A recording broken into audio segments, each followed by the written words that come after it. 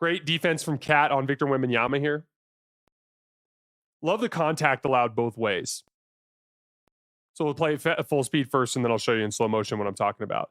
So kind of goes to the step through move off the pump fake. Seems like a pretty decent look, but now I want you to watch the 2 bits of contact. And this is the example of that battle that I love when officials allow. So on the step through, Wemby clearly chicken wings him. Watch the left elbow. Boom, chicken wing, right? Chicken wings Cat. So then when he goes to step through, watch Cat bump Wemby on the hip. He like shoves him on the hip, which throws him off balance enough to get him to miss the shot. That's the thing. Let Wemby use the chicken wing. Let Cat hit him back. That's how you keep flow in a basketball game. I thought all of that was within the realm of what I would consider to be normal defense. This is an interesting dynamic. We have Devin Vassell being guarded by Jalen Brunson. Why? Because Jordan Clarkson's on the floor. Jordan Clarkson, we talked about it in our series preview. I was wondering if Mike Brown would give him some burn because he had some moments versus the Spurs in the regular season. He did get his opportunities last night. I didn't think he was very good, but he was out there. As a result, and this goes to show you how much they view Brunson as a defender compared to Clarkson. Brunson, they actually put him on an offensive threat, Devin Vassell. They immediately end up putting Brunson in action. Smart, right? Gets downhill, draws a double team. Throw the basketball to Dylan. You did your job. Every team that has a guy that's a target is usually pretty good at protecting him. And one of the ways that they will protect him is sending help on drives and double teams and things along those lines. You did your job. You drew Brunson as the primary matchup because of the depth of offensive talent you have on the floor. You put him in action. You drew a second defender. Mission accomplished. Throw that pass. Here's some really good individual defense from Landry Shamet on De'Aaron Fox. I think that Landry Shamet is a really good matchup for these speed guards. Watch how he beats him to the spot over and over again. Forces him to give it up, contains, and forces him to do a tough shot. Did that to Donovan Mitchell a bunch of times. I was a little frustrated with this specific dynamic here where you end up with Dylan Harper on Jalen Brunson, and obviously Shamet's in the gap, but like I just want to see Dylan Harper try to make Brunson pay with more of an aggressive drive towards that left-hand side. Maybe you get a wide open 3 for Devin Vassell. Just passing it back to Fox to take a bad pull-up 3 over Shamet, to me, is just not good offense. Now you're going to start to see the Knicks get a little bit of rhythm on offense. Here we see Jalen Brunson hit a nasty spin move on Carter Bryant in the lane. Watch as he just kind of uses his pressure against him, leans on him, spins, step through. Easy little right-handed scoop shot. Here, Brunson turns the corner just with like a rip-through move. This is an understanding of angles and leverage. He knows that he has Carter Bryant beat on the ground because his center of gravity is so low. He just needs to play through that contact. Look how he just powers through Carter Bryant with the low center of gravity. Hits the little floater. Here, Mikal Bridges ends up making a little mid-range jump shot.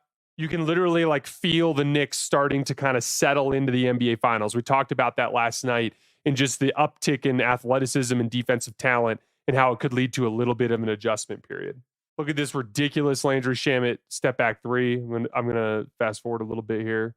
Keldon Johnson, but look at the step back. That's a disgusting shot from Landry Shamet. So you can really feel the Spurs starting to figure it out, and their offense ended up being way more reliable the rest of the way. Here's another one of those double drag skips. So we get a double drag, Wemby slips, skip to Champagnie for 3. Would love to see the Spurs continue to wear that out. Here's another offensive rebound for Cat. So you have Brunson drawing Wemby in a switch as a result of this action with Steph Castle. He's guarding Brunson. This creates a dynamic where Wemby gets a good contest and forces Brunson into a tough shot. But this is like Castle's battling. He's doing everything he can. But what do you do with this guy? He's too big. Here's yet another good skip from De'Aaron Fox, this time out of a guard-guard screen with Devin Vassell. Guard-guard, hedge, splits the hedge. Because he splits the hedge, he draws Cat over. Beautiful rifle skip pass to Julian Champagnie. Fox deserves more credit for some of the skip passes he threw last night after an otherwise brutal game. But I do want to see them get more into that. Here's another turnover for Wemby trying to dribble through traffic. I'd love to see him go to more of like a high gather here. So like, I don't understand when you're trying to split 2 really short players relative to him, why you'd want to have the ball low.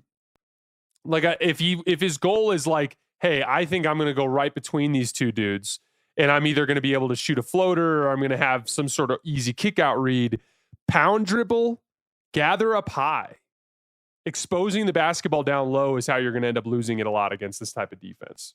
Let me know if you guys can pick up on what I got really excited about when I saw this play. So we have a ball screen with Victor Wembanyama and Steph Castle. Swing back to Champagny, swing to Fox.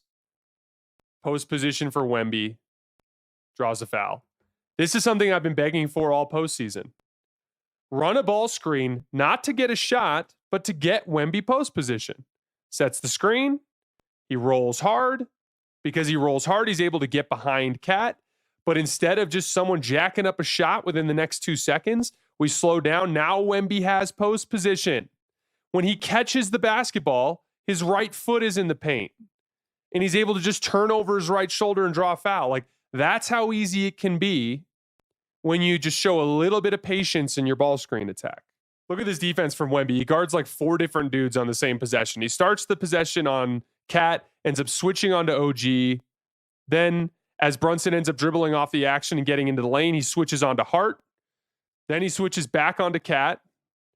Then he switches onto OG on the drive and gets a contest. Like, just that's the one-man zone that we saw a lot more in the early third quarter, where Wemby just guards whoever is closest to the basket or furthest away from the action, and then just trolls the paint.